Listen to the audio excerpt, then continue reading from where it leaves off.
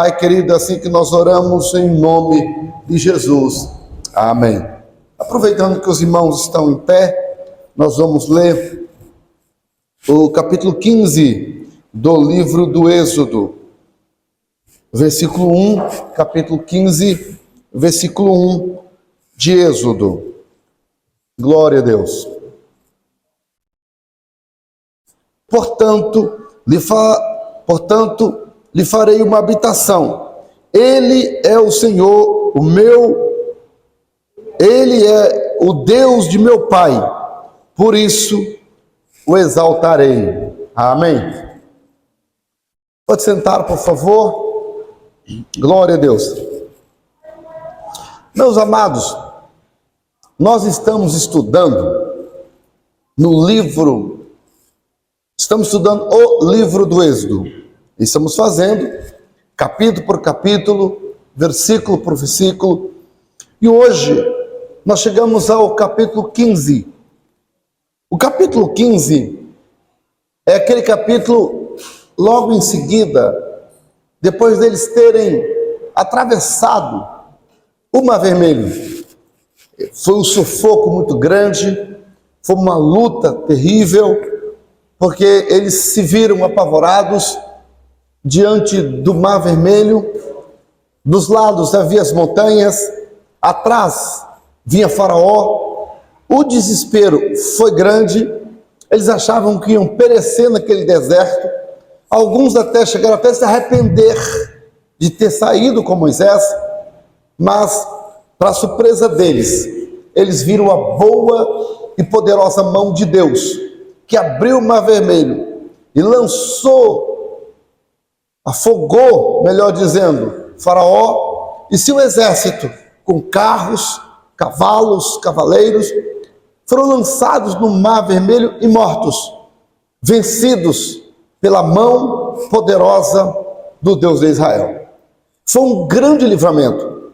E após esse grande livramento, do outro lado, vendo egípcios boiando, vendo a derrota dos egípcios, e por outro lado, vendo também a vitória deles mesmos. E eles então cantam ao Senhor. Nesse capítulo, irmão Washington, você que é pregador, irmão Júnior, nós, irmão Hércules, nós não falamos capítulo e versículo num livro de narrativa, de história. O livro do Êxodo é um livro de história. Mas nesse capítulo aqui, nós podemos usar verso, porque se trata de um poema, de um cântico. Então, o capítulo 15 é um poema. O capítulo 15 é um poema. E, meus irmãos, existe uma parte assim meio que, irmã Nilda, meio que teórica nesta noite, irmão Diácono Elias, mas a gente tem que falar, a gente tem que avisar, tem que falar, tem que explicar direitinho, né? Quando o assunto é hino, obrigatoriamente ele vai encaixar em um dos elementos da poesia hebraica na Bíblia. Na verdade, é um estilo ou um gênero literário. Isto é visto na estrutura dos versos e das frases. Por exemplo, quando nós falamos de poesia hebraica, livro dos Salmos, por exemplo, nós temos uma coisa chamada dístico. Você já ouviu falar nisso? Dístico. Nós temos, isso aqui são estilos literários da poesia hebraica, irmão Nilton. Quem vai gostar disso aqui é irmão Jucimar. Se tivesse aqui, depois eu mando o vídeo para ele. Dístico, trístico, quarteto, quintilha ou sextilha. Temos também uma anáfora, epífora, símplose. Temos a métrica, ritmo, paralelismo. Tudo isso, irmão Júnior, são construções da poesia hebraica.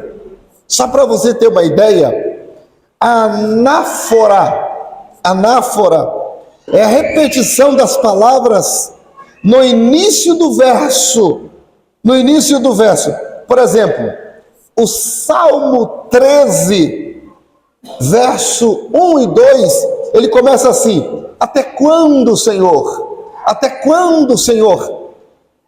Iniciar essas frases repetindo as mesmas palavras, o nome disso é uma anáfora. Nós temos agora a epífora. O que é isto? Epífora é a repetição no fim do verso. Por exemplo, lembra daquele salmo que fala assim: bendiz-me, assim, porque a sua benignidade é para sempre. Fez isso, fez aquilo, porque a sua benignidade é para sempre. Porque a sua benignidade é para sempre. Vai repetindo isso, pela sua benignidade para sempre, sempre na última frase do verso. Lembra disso, Cindy? O nome disso é epífora. Isso é uma construção dentro de um poema, irmão de cima. Acabei de falar de ti, você que vai gostar. Eu estava dizendo aqui que na poesia hebraica nós temos o dístico, não é disco não, tá? É dístico. Temos a trístico, temos também o quarteto, temos quintilha, e nós temos também a sextilha.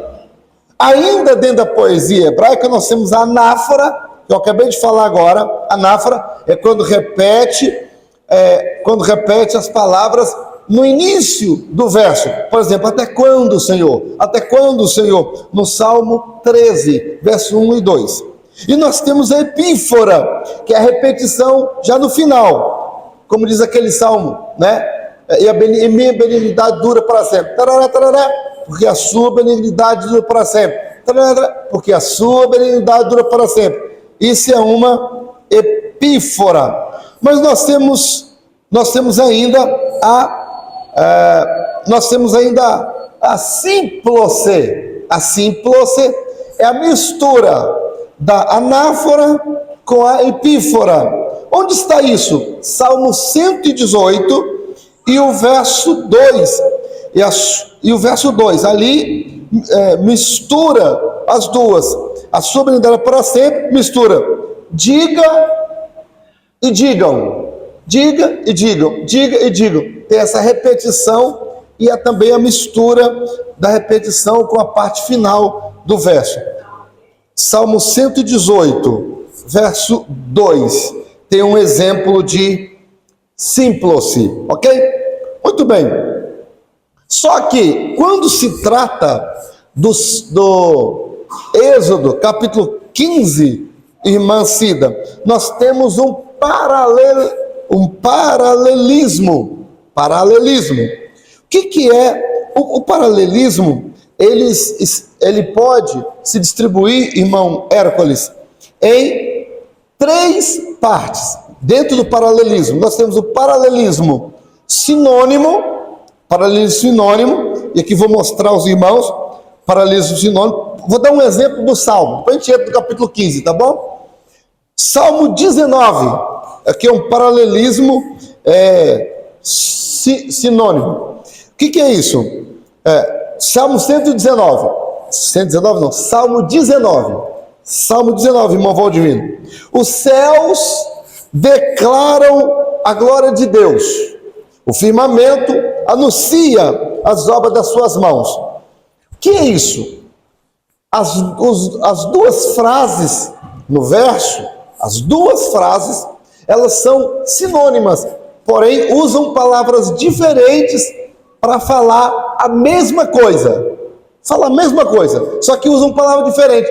Você pega a primeira frase, ó. Os céus declaram a glória de Deus. Primeira frase, céu declara a glória de Deus. Segunda frase, o firmamento, que também significa céu, universo, né? Anuncia as obras das suas mãos. Quer dizer, está falando da grandeza de Deus na mesma, só que está usando outras palavras. O nome disso é paralelismo sinônimo. Muito bem.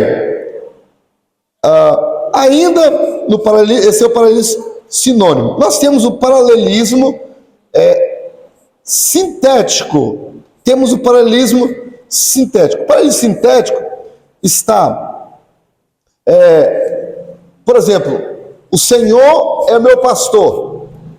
Primeira frase. Aí a segunda frase, nada me faltará. Na primeira linha, envolve a ideia e que envolve a ideia principal. Na segunda linha, é a consequência.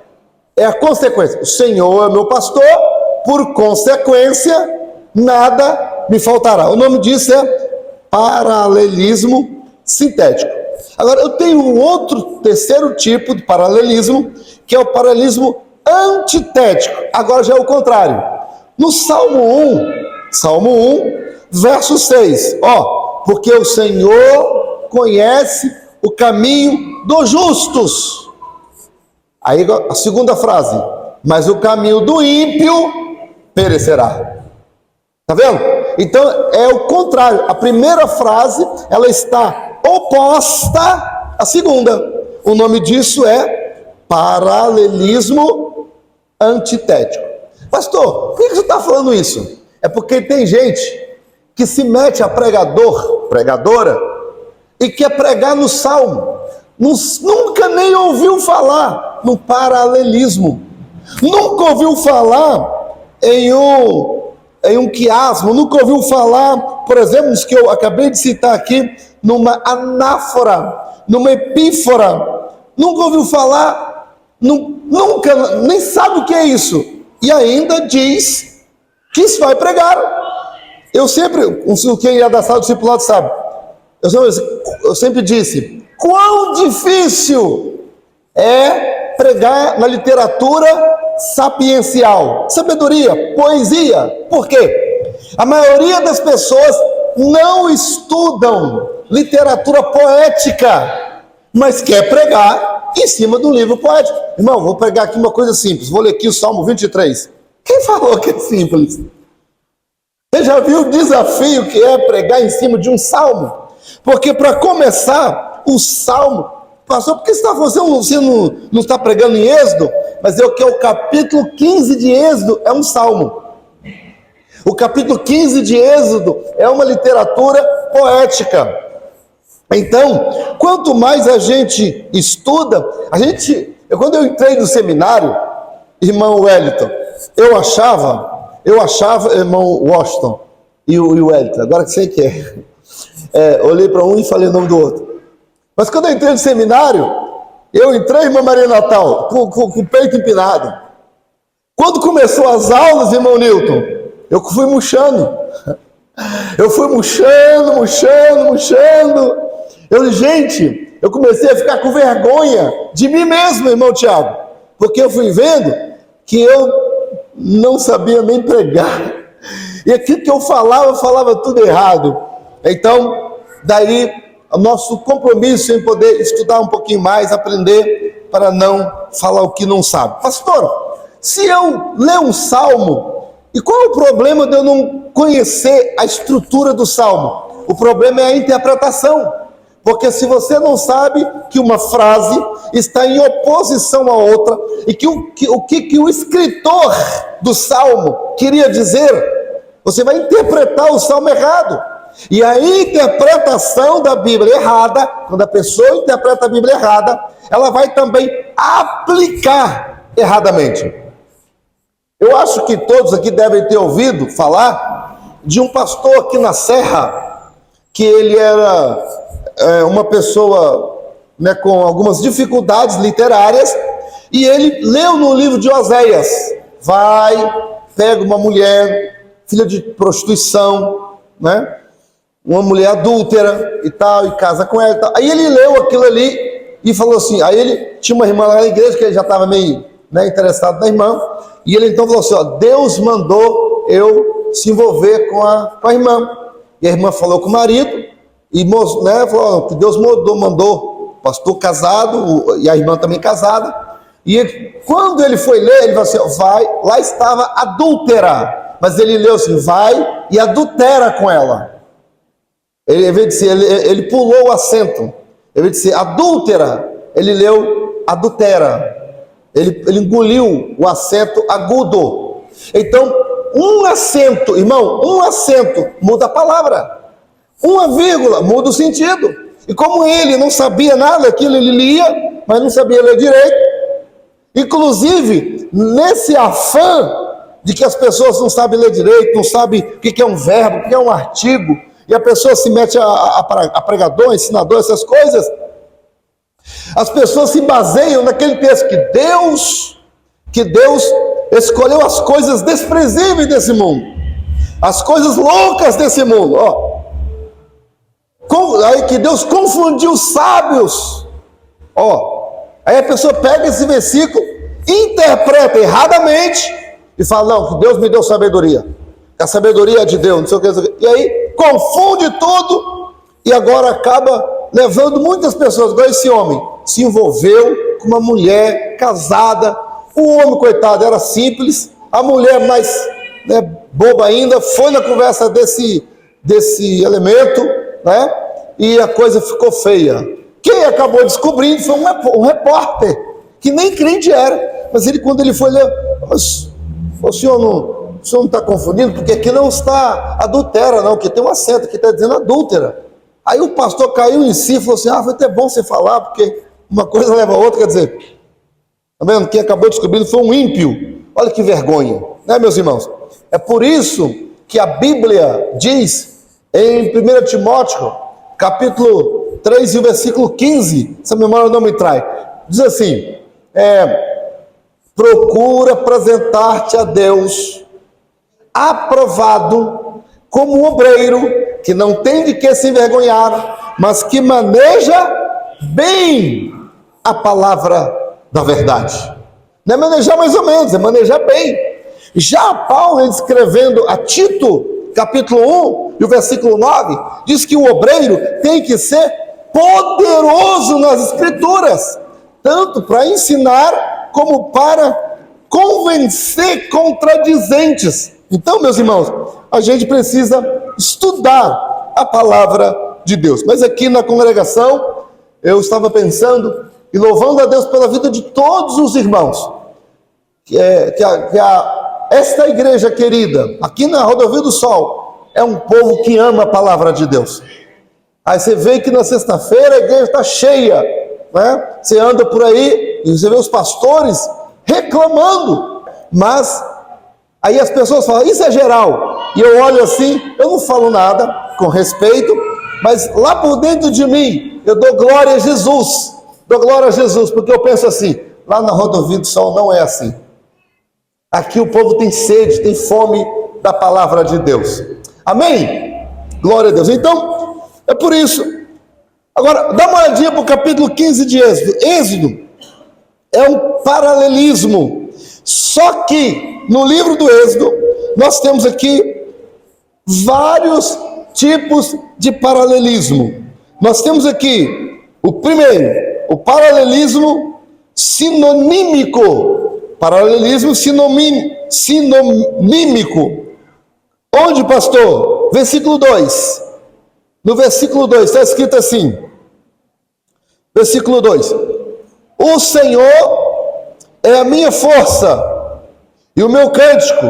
Ele foi a minha salvação. Então, ambas as frases, o Senhor é a minha força e o meu cântico, frase número 1. A segunda frase está concordando. Ele foi-me por salvação. Então, mas nós não temos só isto, não. Nós temos também aqui o paralelismo antitético. Nós temos aqui no verso 1. Olha só, o verso 1. A parte B. Cantarei ao Senhor. Aí, não tem? Cantarei ao Senhor. Parte 1. A parte 2. Porque sumamente... cantarei ao Senhor porque sumamente se exaltou. Parte 1. Parte 2, lançou no mar o cavalo e seu cavaleiro. Está vendo? A primeira parte é de louvor, a segunda parte é de julgamento. Primeira parte ele louva o Senhor, depois a segunda ele sentencia, julga, né? E condena, né? No caso, o cavaleiro que é o inimigo de Israel.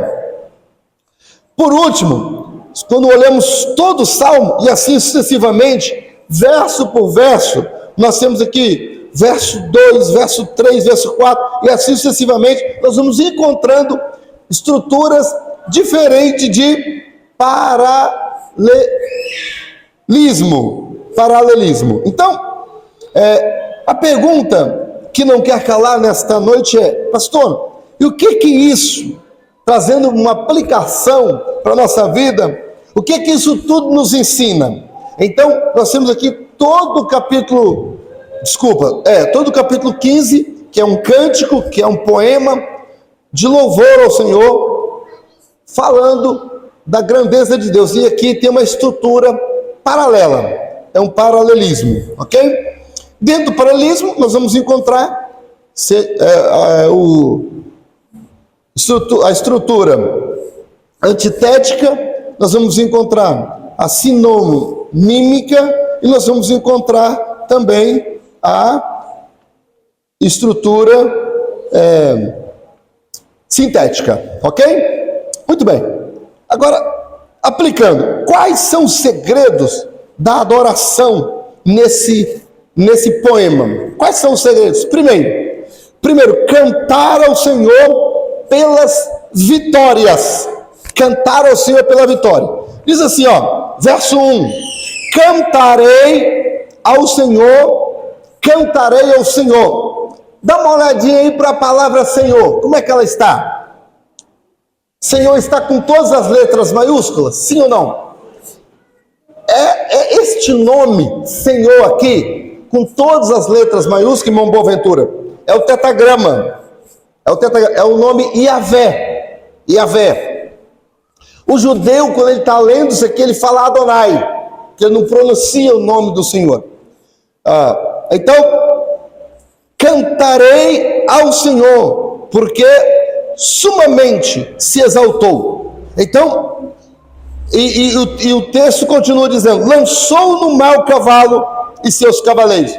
E continua o salmo, o louvor, o poema, no verso 2: o Senhor é a minha força, o meu cântico, ele foi-me por salvação, este é o meu Deus, portanto lhe farei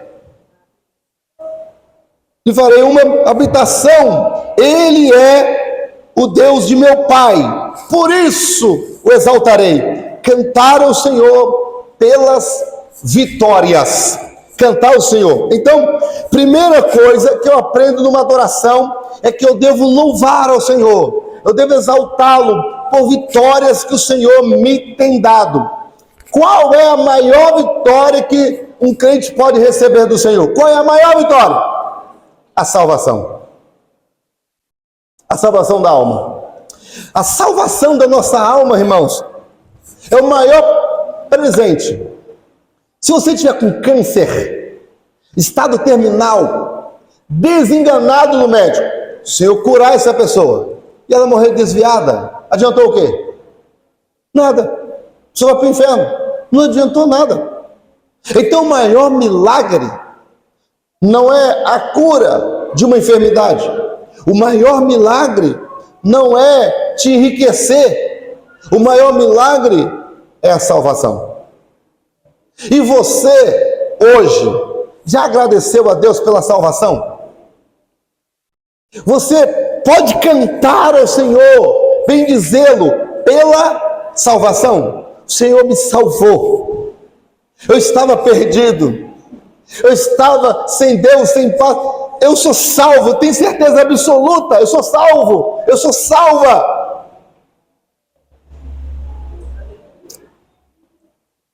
Eu já disse aos irmãos, eu tenho uma preocupação com alguns crentes, que eu não sei se eles são salvos. Eu não sei. Sabe por quê? Tem crente que se tiver uma oportunidade de pecar, peca. Tem gente que se ficar sozinho com uma mulher bonitona, ele vai cair com ela. Tem mulher que se ficar com um homem bonitão, sozinho os dois, vai cair. Tem pessoa que se deixar um dinheiro ali, se ninguém deixar uma gaveta, a pessoa pega. Irmãos, a irmã Cida, ela sabe, ela limpa aqui a igreja, some as coisas aqui dentro da igreja. Como é que some as coisas aqui dentro da igreja? Como que some? Todo mundo é crente. Como é que some? Some. O guarda-roupa que está montado ali, com aquele guarda-roupa, eu desmontei, eu estava presente, ajudei a desmontar. Nós trouxemos, botei no caminhão, colocamos lá em cima. Quando fomos montar, uma porta sumiu. Outra coisa, quando fizemos aqui em cima tinha um negócio ali, uma casinha de gesso, que era para guardar alimento. Aí eu fui e comprei uma porta com a chave, com fechadura, com chave, com tudo. Cadê a porta? Sumiu a porta com fechadura, com tudo. A porta sumiu. Entendeu? Então, agora veja, eu estou citando algumas coisas, mas irmão, são muitas coisas que somem. Como? Então veja, tem gente, agora escuta lá, eu estou falando isso de coisas simples, irmãos. Tem gente que xinga, tem gente que quando tem ninguém vendo, fica olhando pornografia. Tem gente que peca e adultera, mente, não conta para ninguém. Hoje eu passei o dia pensando nisso. Eu estava em Portugal, e um rapaz que chegou lá, começou a se envolver com uma irmã lá da igreja, eu chamei os dois, conversei com eles e tudo, e tal. E ele começou a pregar e tal, subia para monte, não sei o que, começou a profetizar e tal. Irmão, esse homem, ele estava em adultério com essa moça. Eu só descobri porque eles pararam de ir na ceia. Como eles pararam de ir na ceia, eu chamei a pessoa e perguntei mesmo, olhando nos olhos da pessoa: você se envolveu com fulano? Você teve relação sexual com fulano? Perguntei, você teve? A pessoa gaguejou e tal, falou assim, me respondeu: pastor, as coisas pessoais não diz respeito ao senhor. A pessoa respondeu não? Já tinha respondido para mim, mas eu continuo insistindo, falei, peraí, eu não estou te fazendo pergunta pessoal, eu estou fazendo pergunta a você que diz respeito a você como membro da igreja. Você não é casado, você é membro da igreja, você é professor da escola dominical. Já que você não é casada, eu tenho direito de te perguntar, você fez sim ou não? E ela, pastor, aconteceu. E eu fui mais além. Foi a primeira vez? Não foi uma vez só. Foi não, né? Não. Pronto. Conversei com a irmã, orientei. Mas agora veja, aí eu falei, porque você não falou antes para mim, minha filha? E a moça me disse, ele me proibiu de falar com o senhor. Mas como assim? Ele falou que ia dar escândalo. E eu falei para ela, quem não quer escândalo não peca. Quem não quer dar escândalo não peca. Quer dar escândalo não, então não peca. Agora você foi macho para pecar, seja macho também para assumir a consequência. Pastor, eu pequei, vou ficar disciplinado, cabeça erguida, confessa, abandona, deixa. Jesus perdoa, os céus perdoa, o Senhor perdoa, irmão. Pecado, quem é que não peca? Não é feia a pessoa pecar. Ele diz que ninguém peca, mas paciência, acontece, a pessoa peca. Quem é que não peca? Se eu perguntar quem é que não tem pecado aqui, eu não levanto a mão. Todo mundo peca. As pessoas pecam. Agora, o que não pode é pecar e esconder. E quando eu falo aqui, nós devemos aqui cantar ao Senhor pelas vitórias. Eu estou falando, E ele aqui está escrito, aqui está no texto, verso 2: o Senhor é a minha força, o meu cântico, ele foi por salvação. E eu estou dando ênfase. Você é salvo mesmo? Se alguém oferecer a você uma oportunidade para pecar, será que você rejeita? Eu não estou falando coisa que é aparentemente boa. Um pedaço de mau caminho na sua frente. Às vezes uma grana fácil. Entende? Será que você seria como José? A mulher do Potifar. Uma mulher bonitona, corpão, isso, aquilo, aquilo outro. Mas José não caiu naquela. Ninguém estava sozinho. Ninguém estava na casa. Mas José dizia, tinha compromisso com Deus: eu sou salvo.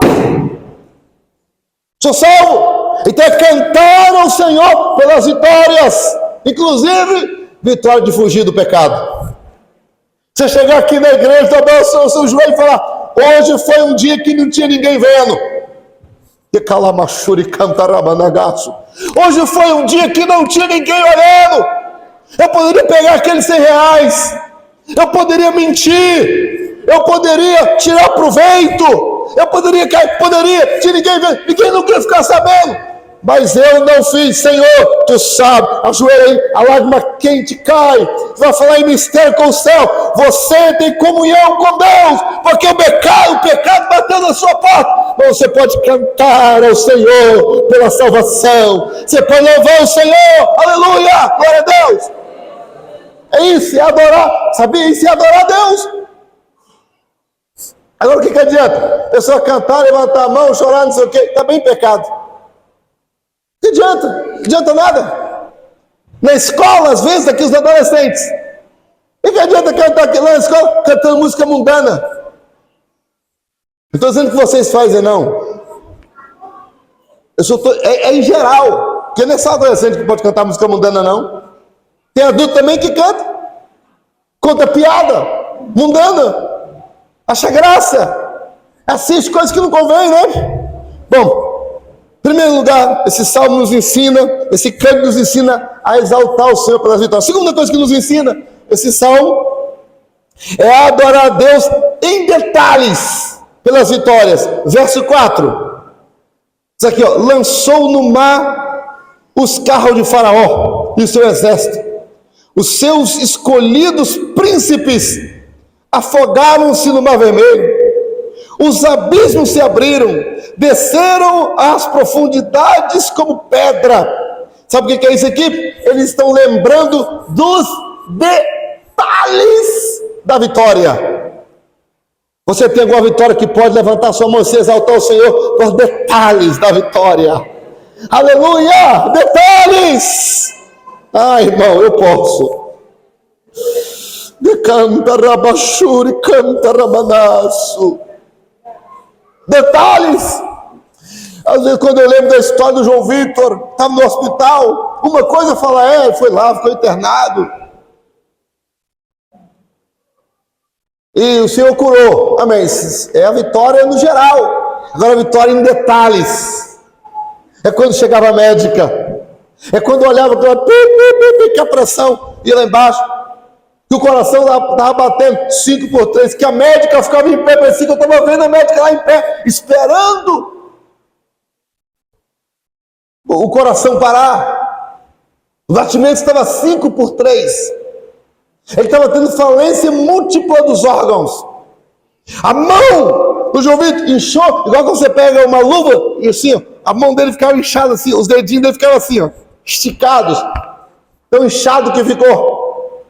A pupila do olho ficou já dilatada.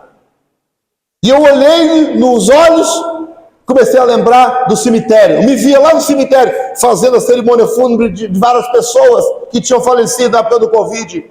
Meu irmão liga, e eu falo: Wagner, Jesus vai levar o João Vitor.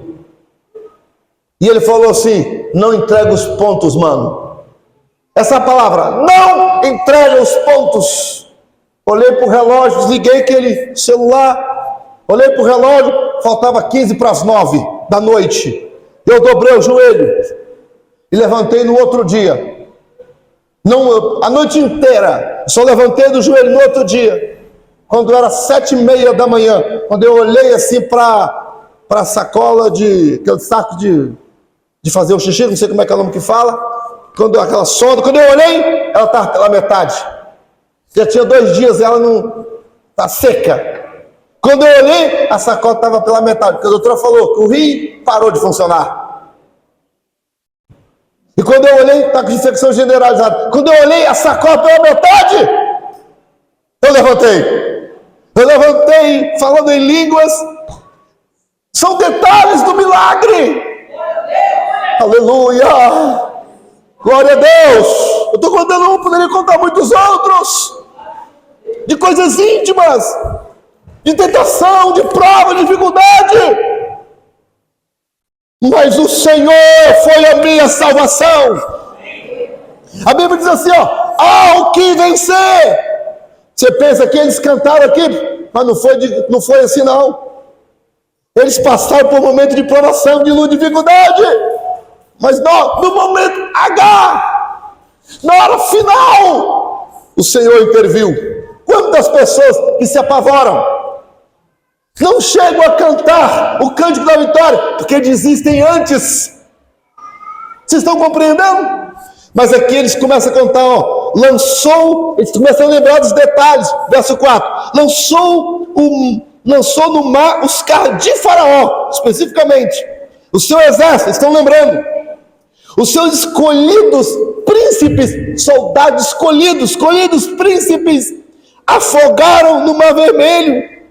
Os abismos se abriram, desceram ao fundo como pedra. Estão lembrando? As pessoas afogando, estão lembrando dos detalhes.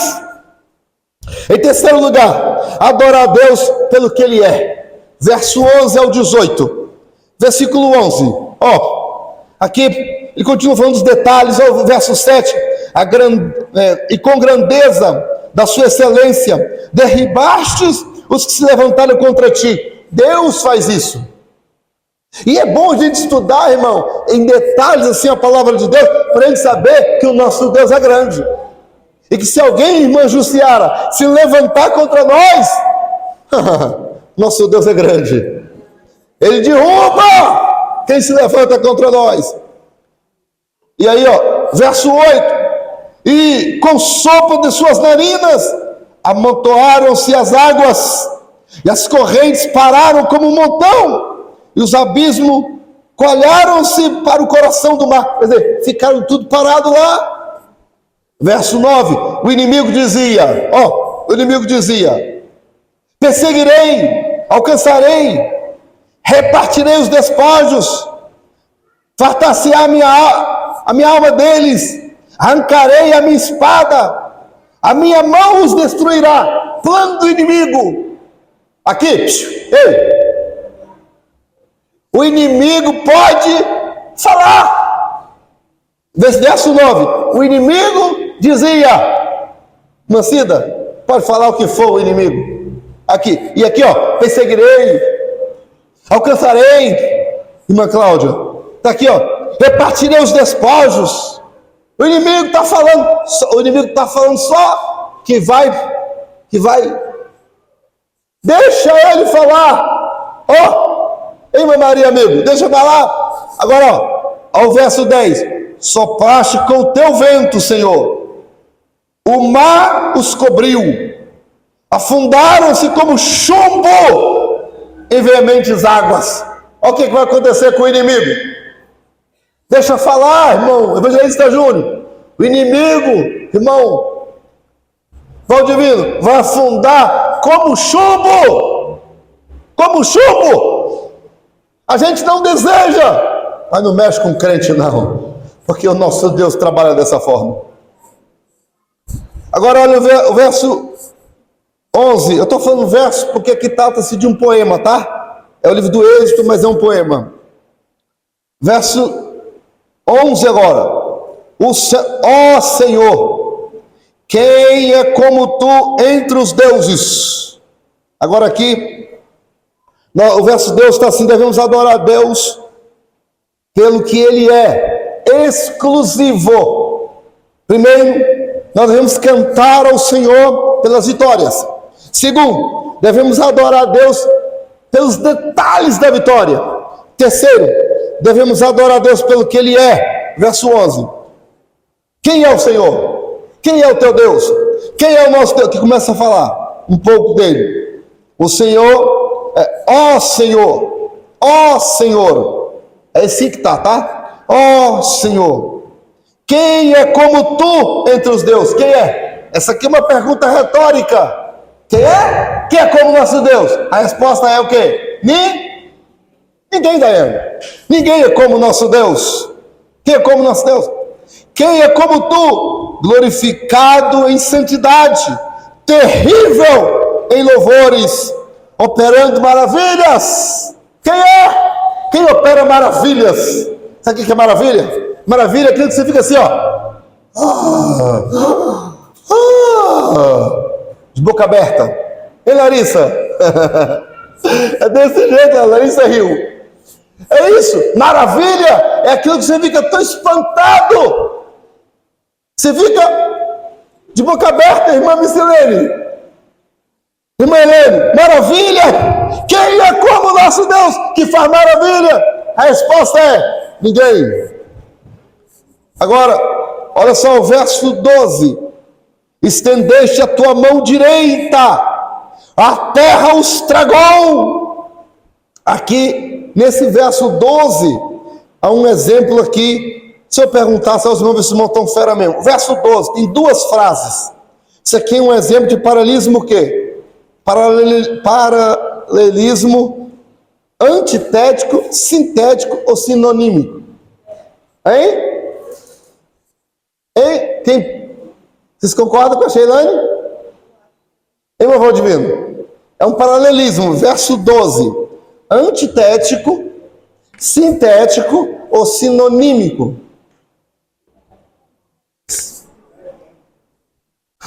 É um paralelismo antitético, porque sua mão direita, aí fala o diabo da bênção, mas quando chega aqui, a terra os tragou, é um pensamento oposto.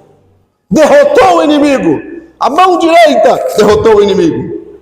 A mão de Deus é poderosa, fala de algo bom, mas derrotou o inimigo, fala da tristeza do inimigo. É um paralelismo antitético, pastor Mateus.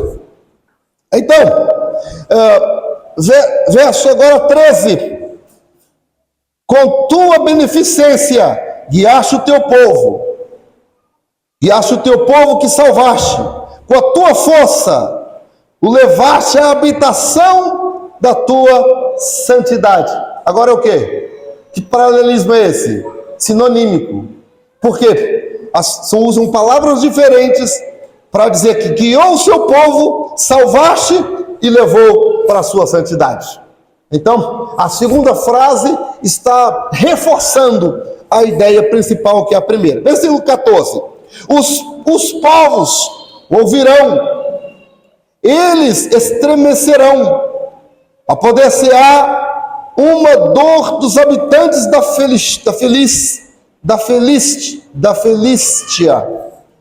Então, os príncipes de Edom se pasmarão dos poderosos moabitas, apoder-se-á de um temor, derreter-se-ão todos os habitantes da terra, ou dos habitantes de Canaã. Ainda está falando de Deus, do seu poder, da sua majestade.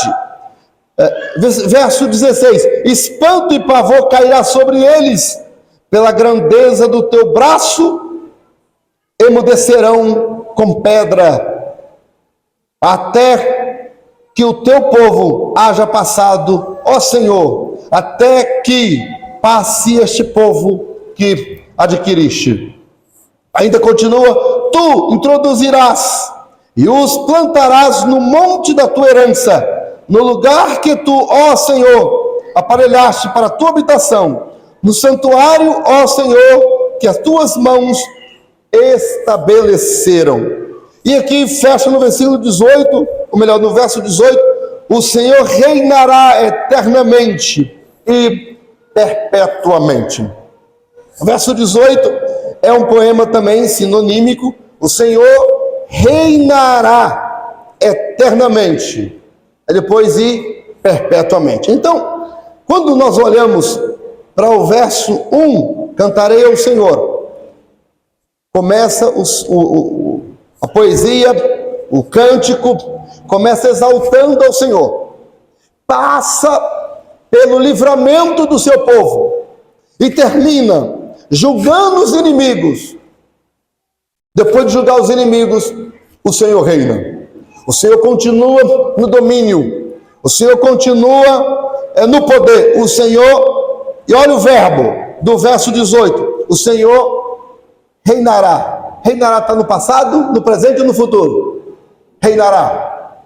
Futuro. O Senhor reinará. E diz lá, eterna e perpetuamente. Sabe o que significa?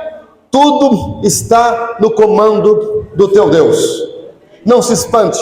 As coisas não estão tão boas hoje, mas a mão do Senhor está no comando. Ele reina. Ele está no seu alto e sublime trono. Deus está no controle.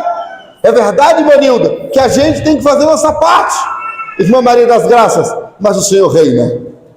Ele reina. Ele reina. Aleluia! Glória a Deus! Eu posso abrir o meu coração para falar uma coisa? Posso? Quando nós viemos ao culto, é muito importante que nós cultuemos ao Senhor. Sim ou não? Demos glória a Deus, aleluia, amém, bendito seja o teu nome, Senhor. Sim ou não, irmãos?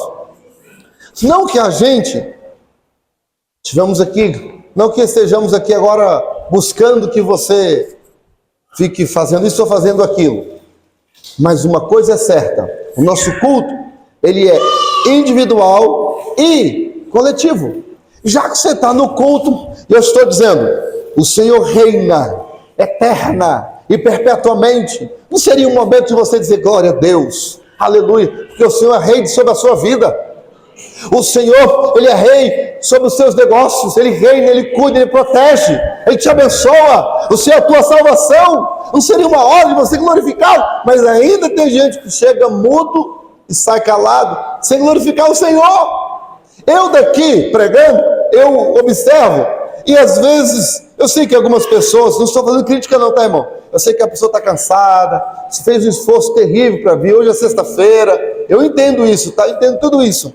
Eu sou muito agradecido, que mesmo alguns cochilando, mas vem, e eu fico feliz de você vir, sabia? Porque se eu fico alegre, Deus muito mais ainda, porque Deus está vendo o teu sacrifício. Você poderia ceder o cansaço, ficar em casa, ser vencido pelo cansaço físico, mas você disse para Deus, Deus, eu vou te cultuar, eu não vou olhar cansaço não, eu vou, você vem arrastado, o Senhor recebe, porque o culto não é só glória a Deus, aleluia, são atitudes,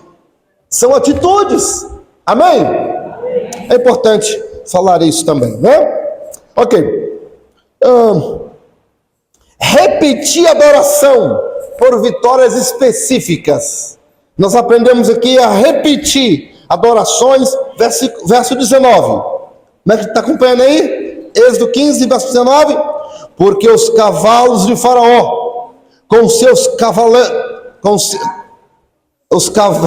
os cavalos de Faraó, com seus carros e com seus cavaleiros, entraram no mar, e o Senhor fez tornar as águas do mar sobre eles. Mas os filhos de Israel passaram em seco pelo meio do mar. Eles estão repetindo tudo que aconteceu no capítulo 15, sim ou não?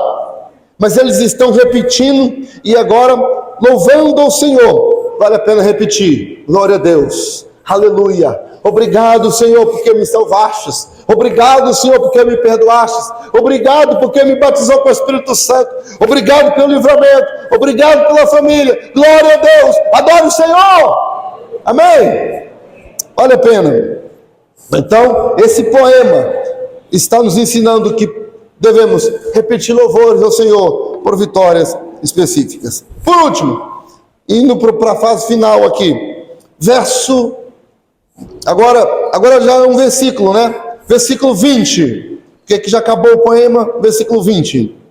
Então Miriam, a profetisa, a irmã de Arão, tomou o tamborim na sua mão, e todas as mulheres saíram atrás dela, com tamborins e com danças.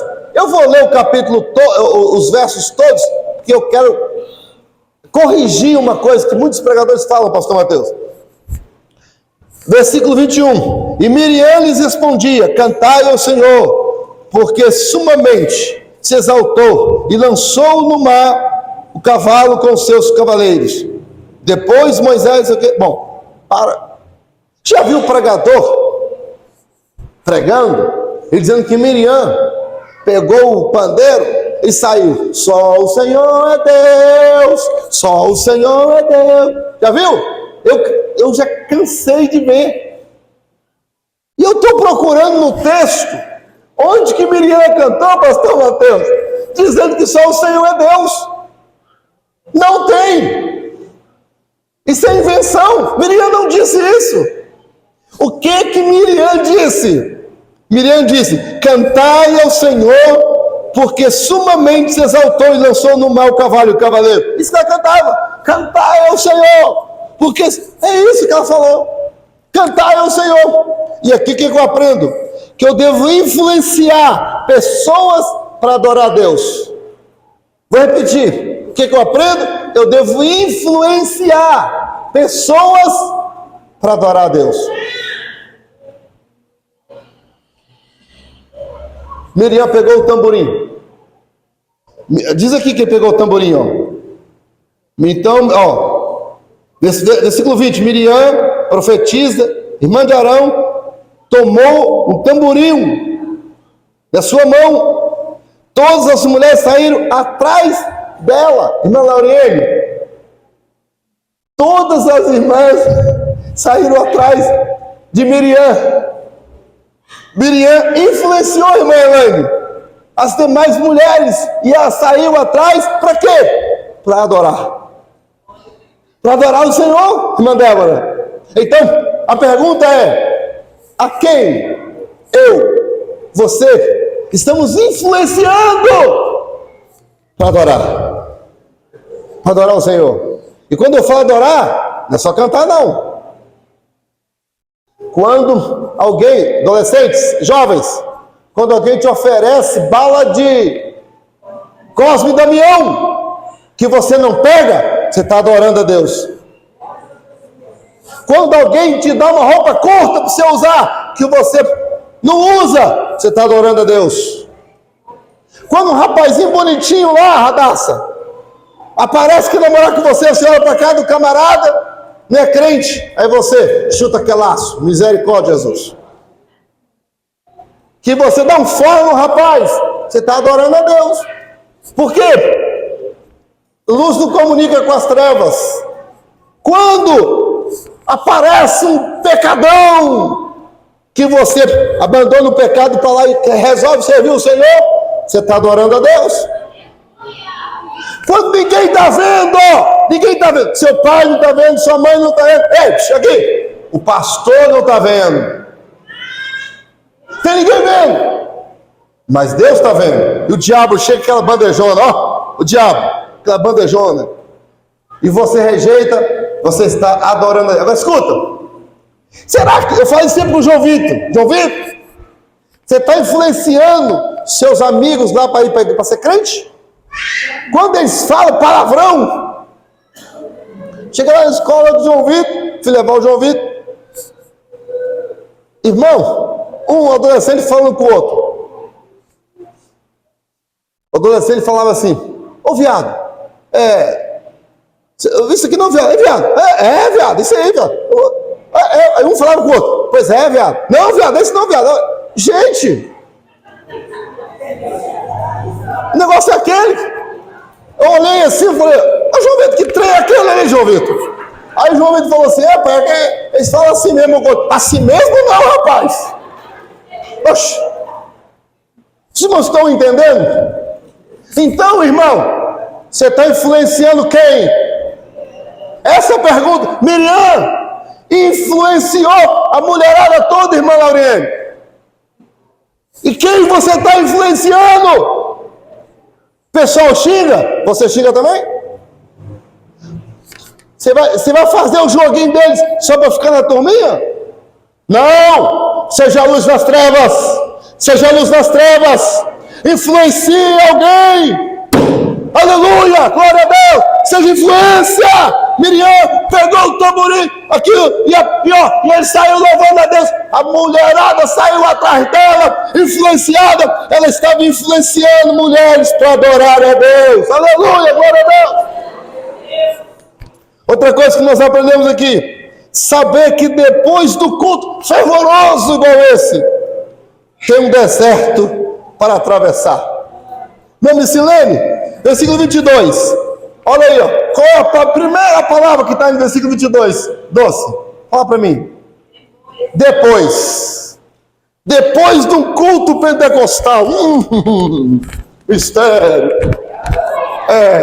depois do culto, ó, depois tem um deserto para atravessar, ó. Depois fez Moisés partir os israelitas do Mar Vermelho e saíram ao deserto de Sul.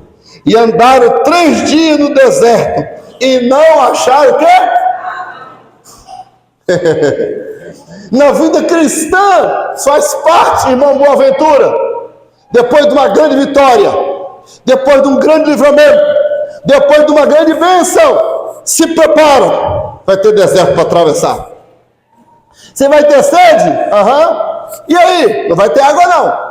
Sabe o que isso nos ensina? Que a vida cristã não é para gente mole. Viu, Kíssila? A vida cristã não é para gente... Agora, olha a consequência. Vamos continuar aqui. Versículo 23, ó. Então chegaram a Mara. Sabe que Mara significa amarga, né? Mas não puderam beber as águas de Mara, porque eram amargas. Por isso chamou o seu nome Mara. Olha o 24. O povo fez o quê? Contra quem? Dizendo que o povo fez o quê? O que a gente aprende aqui? Não murmurar. Não murmurar. Agora veja, quando o pessoal vai murmurar, quem é a primeira pessoa que eles murmuram? Contra quem? O líder. Contra o líder. A gente que trabalha na liderança, temos que saber aqui, irmã Lorena, a gente tem que estar preparado, pastor Mateus, a enfrentar a murmuração. O pessoal vai murmurar contra a gente. Calma, que murmuraram contra Moisés, vamos murmurar contra a gente também. Vamos murmurar. Quando nós fomos fazer aqui, ó, a cantina, irmão, o que teve de gente que murmurou, entendeu? Mas calma, a gente tem que ter calma.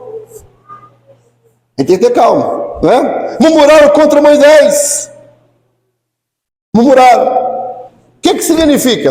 Gente, depois de um grande culto, de poder, de milagre, de maravilha, tinha um deserto para atravessar. E enquanto atravessa o deserto, tem coisas amargas. E quando chegar o momento da vida cristã, irmão Ian, da coisa amarga, irmão Tiago, irmão Brasil, quando chegar esses momentos, irmão Valentina, Radassa, rapaz, eu estou sentindo falta do Daniel. O Daniel sempre senta aqui, ó, ele e o Arthurzinho. O Arthur. Não, o Daniel. Dormiu, coitadinho, cansou. Quando eles vêm, eles sentam aqui, ó. E aí... e aí nós temos que ter cuidado, voltando aqui o raciocínio, temos que ter cuidado, que quando estamos atravessando o deserto, falta água, e quando encontra água, a água é amarga, aí tem que ter cuidado para não murmurar. Você está atravessando o deserto, a coisa está difícil, aqui, silêncio, fecha a boca, cuidado, não reclame. E por último, irmãos, o Deus dos milagres é o Deus que nos prova. Versículo 25 agora. E ele clamou ao Senhor. Ele quem, gente? Moisés. Clamou o Senhor, e o Senhor mostrou-lhe um lenho que lançou nas águas, e as águas tornaram. Quem foi que clamou? Moisés. E a quem Deus mostrou? Se outra pessoa pegasse lá qualquer coisa, um pedaço de pau, lenho é um madeiro, e lançasse dentro da água, ia acontecer alguma coisa? Tem que ser quem Deus mostra. Ele orou pelo povo, o líder orou pelo povo, e Deus respondeu a Moisés. Eu imagino Moisés com aquele pedaço de pau e alguns rindo dele. Ai. Alguns duvidando, alguns criticando. Mas Moisés obedeceu ao Senhor. Lançou um pedaço de madeira dentro da água amarga. O que Deus fez? Transformou a água amarga em água doce. Sabe o que Deus está falando essa noite? Você vai atravessar o deserto, confia no Senhor, fica firme na sua igreja, obedeça o seu pastor, porque Deus tem compromisso, é com você mesmo, porque Deus está te guardando. Você está atravessando o deserto, o pastor, o teu líder, é simplesmente um ser humano que Deus está usando para você atravessar o deserto. Aleluia, glória a Deus. Fica quietinho, vamos juntos, estamos juntos, nós vamos caminhar juntos. E o Senhor revelou, o Deus da revelação está aqui esta noite. O Deus da revelação, Ele tem a solução. Deus tem a solução, irmão. Eu estou sentindo a presença do Senhor aqui, ó. Deus tem a solução. Aleluia. E diz o texto aqui que Deus transformou a água amarga em doce. Você está achando amarga a coisa? Fica firme. Deus vai transformar em doce. Irmão Gilson, vai transformar em doce as coisas amargas. Vai, Manai. Vai transformar. Irmã Micilene. Segura, irmã Micilene. Aleluia. Glória a Deus. E agora continua o texto, a última frase do versículo. Ali lhes deu estatutos e ordenação. Ali os quê? Provou. Quem provou esse povo? Deus. Deus também prova a gente. Escuta, Deus também prova a gente.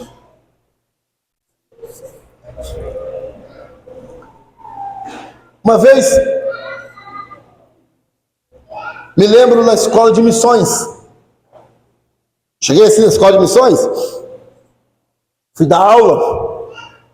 E ali, irmão Adilson, eu falei assim: irmãos, vocês querem que eu marque a data de vocês entregar o trabalho? Ou vocês querem escolher a data para vocês entregarem? Aí, não, quero escolher. Então tá bom. Vocês escolhem a data? Vão. Tá certo. Vocês escolhem a data, escolheram. Qual é a data que vocês querem entregar? Penúltimo dia de aula. Então tá bom. Entregar o trabalho no penúltimo dia de aula. Só tem uma coisa. Você pode entregar antes. Agora, depois, nem um dia. Morreu a sua sogra, problema seu. Eu só recebo o trabalho até esse dia. Passou desse dia, não recebo mais. Combinado? Combinado. Tá bem. Passou o dia. Combinado. Eu estou falando que Deus prova a gente, é isso que eu estou falando. Passou o dia. Passou o dia. Aí eu cheguei e falei: vocês são, aí muita gente não entregou. Eu falei: vocês são irresponsáveis. Vocês têm que ter uma responsabilidade. Vocês querem ser missionários? A palavra do crente é assim, sim, não, não. Vocês falam uma coisa e não cumprem? Que crentes são vocês que não cumprem a palavra? E aí apertei com eles e tal. Tá bem. Isso foi no sábado. Domingo de manhã, quando eu dobrei o joelho que eu fui orar, aí o Espírito Santo falou comigo: ora pela irmã Rosalina. Lembra até hoje? Eu orei por ela. Rosalina. Segunda-feira, ajoelhei, Rosalina na minha cabeça. Orei por ela. Terça-feira, quando eu dobrei o joelho, Rosalina. Epa! Eu tenho tanta gente para me preocupar. Quarta-feira, Rosalina. Quinta-feira, Rosalina. Sexta-feira, Rosalina. Meu Deus! Olha esse mundo todo, meu amor. No sábado, Orei por ela de novo de manhã. Quando foi 2 horas da tarde, chego lá na Oribiri, na escola de missões. Quem está descendo a escada? Irmã Rosalina, pode ser, tudo bom com a senhora? Tá bom não? Ah, tá bom não? Não, estou muito triste com o senhor. Comigo? O senhor não respeitou esses cabelos brancos. Eu, irmã? O senhor me chamou de irresponsável. A senhora? Eu não falei nada com a senhora, não. Falou sim. O senhor falou que quem não entregou o trabalho era irresponsável. Ah, bom. Então, não falei assim. Eu falei, quem não entregou, você não entregou, não? Agora veja. Às vezes, sabia que Deus prova a gente? Às vezes o pastor fala conosco. E às vezes Deus está provando você. Eu não falo para magoar, para ofender. Você acha que eu quero ofender você? Não. Você acha que eu quis ofender aquela irmã? Cabelo branco? Não. E ela, eu me lembro bem dela porque ela fazia trabalho lá no presídio onde eu trabalhava. Ela entrava, ela tinha coragem de entrar num lugar que eu não tinha coragem. 300 homens marginais, ela entrava lá. Ela entrava sem guarda. Entrava por meio deles e falava, pode trancar o portão. Trancava junto com ele. Se eles pegassem ela como refém. Ela entrava, abria a Bíblia, pregava. O calcanhar dela, eu me lembro como se fosse hoje. Você poderia plantar uns 3 pés de cebola. Rachado. Rachadão grande assim, ó. Calcanhar dela. Sério. Olhava pro pé dela assim, via aqueles rachadão, calcanhar. Mas ela tinha uma coragem. Ou seja, uma mulher cheia de Deus. E o Espírito Santo fez eu orar por ela a semana todinha. Pedir perdão a ela. Mas o que eu estou querendo dizer? Que Deus nos prova. Deus queria ver a minha atitude diante daquela mulher. Deus queria ver a atitude dela também diante de tudo isso. Deus nos prova. E às vezes tem gente, irmã Alessandra, que não sabe passar a prova. Murmura, desanima. Vou chutar o pau da barraca. Meu irmão, você acha que é que vai perder? Você acha que se chutar o pau da barraca, sair da igreja, você acha que Deus vai perder alguma coisa? Deixa de ser bobo, o diabo é que está gostando dessa ideia. Pisa na cabeça do cão. Vença a prova. Vença a prova. Em nome de Jesus. Não abandona o barco. Não abandona. Diz a Bíblia que aquele que colocou a mão no arado e olha para trás, não é digno. Segura firme. Segue em frente. Custe o que custar. Vamos atravessar o deserto. Vamos chegar do outro lado. Vamos cantar o hino da vitória. Amém? E agora para terminar, os últimos 2 versículos, versículo 6. E disse, é Deus falando, se ouvires atento a voz do Senhor. Aqui, eu gosto tanto dessa palavra. Se ouvires atento. Quem está atento aí? Se ouvires atento a voz do Senhor, teu Deus, e fizer o que é reto diante dos seus olhos. Não é diante dos olhos do pastor não, tá gente? Ian? É diante dos olhos do Senhor. Inclinar os ouvidos aos seus mandamentos e guardares todos os seus estatutos, nenhuma enfermidade porém sobre ti. O que é isso? Promessa de bênção. E que pus sobre o Egito, porque eu sou o Senhor que te sara. Eu sou o Senhor que te sara. Então vieram ali, e havia ali 12 fontes de águas, 70 palmeiras, e ali acamparam junto às águas.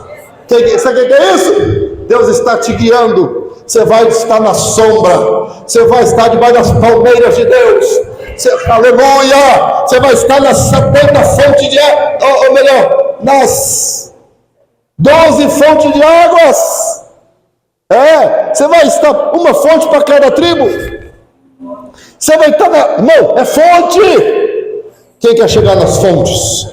Quem quer estar debaixo das palmeiras, da sombra, da bênção, da proteção de Deus? Aleluia! É isso que nós aprendemos com esse capítulo 15 de Êxodo. Aprendemos que devemos louvar ao Senhor pelas vitórias. Devemos adorar pelos detalhes. Devemos adorar pelo que Ele é. Adoração exclusiva ao nosso Deus. Devemos repetir a adoração, lembrando das vitórias. Nós devemos influenciar pessoas a adorar a Deus. Nós devemos saber que depois de um grande culto, tem o deserto para atravessar. E por último, vamos chegar nas 12 fontes, nas 70 palmeiras, e nenhum doente haverá em nosso meio. Você toma posse? Você toma posse? Aleluia! Glória a Deus! Eu queria que você estendesse a sua mão assim, ó, como alguém que vai receber do Senhor. Tem um deserto para atravessar, irmão. Nós não chegamos ainda na Canaã. É simbólico, tá? Isso é simbólico. Recebe de Deus aí a força. Recebe de Deus a graça. Recebe de Deus a iluminação. Recebe de Deus o alimento. Recebe a fonte. Você vai beber dessa água e vai conseguir atravessar o deserto. Senhor, nosso Deus e Pai,